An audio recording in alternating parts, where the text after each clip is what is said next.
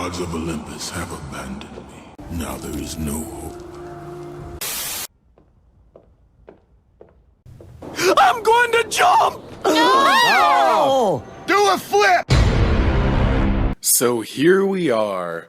Season 6, Episode 10, The Winds of Winter has come and gone. And honestly, I would love to talk about it, but let me clear the air a bit. I was hoping this video would have been out earlier, but I'll be completely honest. I've tried to record this about 5 or 6 times, and every time I turn into a rambling mess, and I lose focus, and I don't know what to talk about. So, in order to help me just mentally compensate with the insanity that took place on this episode, I decided to split this review up into 3 parts. That's right, 3 parts. Now, this part, I have a feeling, is going to be the most unpopular of all the parts. I might get a few dozen thumbs down, I don't care. Because in this part, I am going to be exclusively talking about what I liked. Now, that might be shocking. You know, I like some things that happen on Game of Thrones, and with this episode, I really fucking liked some things that happened. And it's very possible you might hear what I say and you might think, oh, he sounds like a fucking show pleb. Like, has this dude even read the books? Does he even care about logic and consistent storytelling? Well, of fucking course I do, but that doesn't mean I can't appreciate good television when I see it. So, if you're not interested in hearing me just talk about what I liked, that's fine. Go on to the next video. You'll enjoy that. I'm sure that video will be longer. The next video, part 2, will be everything I fucking hated about this episode. And believe me, there's gonna be things to talk about in that part. Part 3 will consist of an overall review of the season in general. And in that part, I'll also be taking questions.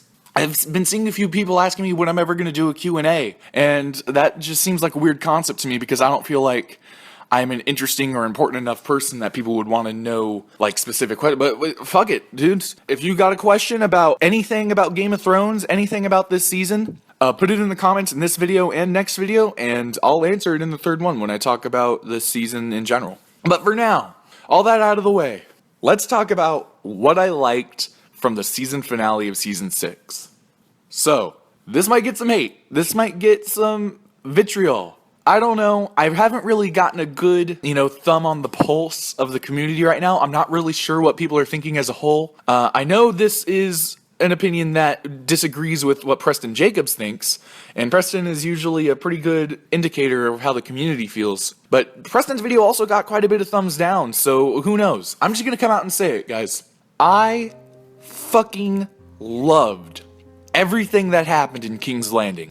I am the #1 fan of everything that happened. It was quite possibly one of my favorite sequences of any television show I've ever seen. Fuck, any movie, dude. From the moment the episode started to the moment Tommen fell out the window, I was hooked, I was engrossed, I loved every second of it. Let's get the obvious things out of the way. Were there some logical inconsistencies to it? Of course there were.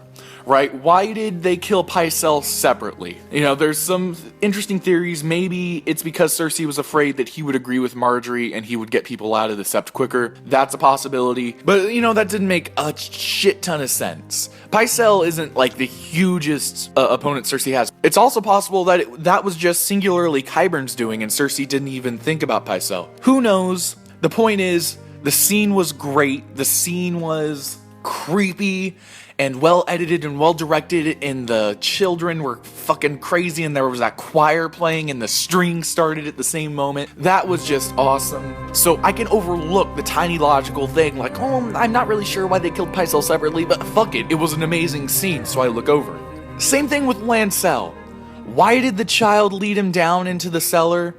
Was it to make sure that he wouldn't go and get Cersei and fuck things up? I don't know. Once he got him down there in the cellar, why didn't he finish him off? Why did the little kid leave Lancel with the possibility of maybe stop the explosion? I don't know. But I'll tell you what, it made for one hell of a tense situation. Because, there's always the chance Lancel could get there and save everyone. Because even though this is a Game of Thrones, there are so many important characters in that one room that you thought reasonably there's gotta be a way some of them are gonna get out. So, you never know. And I guess the third logical irregularity is how Marjorie knew that something big was about to happen in that room. Now, Preston really didn't like this. Preston said that it doesn't make any sense for her to assume that they were in danger. It makes much more sense to assume that either Cersei killed herself or Cersei abandoned King's Landing and has run away. But my main gripe with that is, my main thought is that in that moment, it wasn't just Cersei that was gone. It was Tommen as well.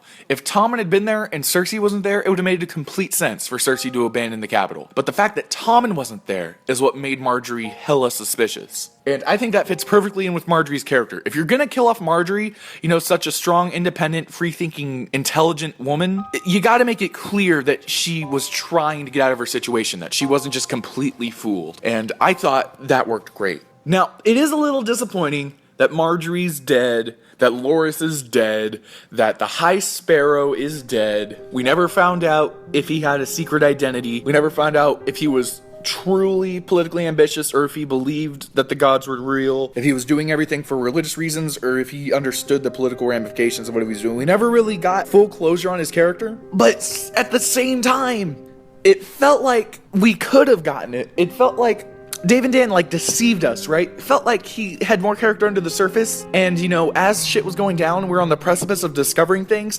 Cersei just blows everything up. I don't know how to explain it. I just fucking loved it. I mean, obviously we do know how to explain it. Anyone, if you say that this episode wasn't well directed, you're a fucking imbecile. Alright, this episode was fantastically directed. Fantastically. Well edited. The entire music of the sequence, by God, dude. Did you guys watch the sequence? Did you guys listen to that? That music was perfect. At first, it started with, just the simple piano, and I'm like, wow. They're playing a straight piano soundtrack on Game of Thrones? This might be an important scene. And then the strings start, and you're like, okay, something's seriously happening. And then the choir starts when the kids pull the knives, and you're like, holy shit. And then we see the wildfire, and they throw in an organ. There's a fucking organ playing. It felt like we were doing Interstellar, man. Thought like someone was falling in a black hole. I didn't know what the fuck was going on. It was incredible. All this ignoring Tommen. I thought Cersei was gonna kill Tommen. I was ready to, throw a nerd rage. I was getting my script ready, my audio recording. I'm like, Cersei killed Tommen. She would never do that. But that didn't happen. I'm glad that didn't happen. And then the explosion, dude. Everyone in that room just disintegrates, and man, maybe it's just me. Maybe I just had some weird emotional reaction to it, but the thought of hundreds of people being trapped in one, confined chamber and desperately trying to get out but not being able to, and then the entire place erupting in flames, like that, just as an image, just as a concept, I'm not sure if it frightened me or whatever, but it had an impact. I can't get this scene out of my head. And dude, Mace Tyrell. In the books, Mace Tyrell has a lot more going on, but in the show, he's just some dopey looking fool who loves his family, and he has everything ripped away from him, and then he disintegrates in a ball of green flame. That was sad, alright? Poor Mace Tyrell. R.I.P. Show Mace. There's characters all in that room that were from season 1, like Kevin and Lancel, all the way up to characters that were introduced just last season, like the High Sparrow and shit. They're all fucking gone. They all blew up, and it's such an outrageous thing that could never happen in the books, especially not in that way, right? If this were to happen in the books, we would see it all from Cersei's perspective. We would just see Cersei standing on top of the Red Keep, looking at the Great Sept, and then it blows up. Who knows? I'm not here to predict the books. Fucking predicting the books is a madman's task.